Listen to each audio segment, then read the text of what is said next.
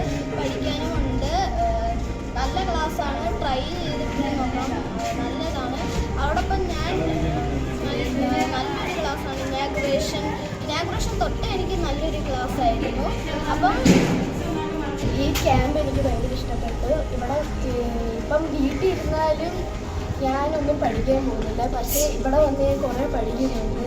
പിന്നെ ഇവിടുത്തെ സ്പോർട്സും ഫിസിക്കൽ ആക്ടിവിറ്റീസൊക്കെ എനിക്ക് ഭയങ്കര ഇഷ്ടപ്പെടുന്നു.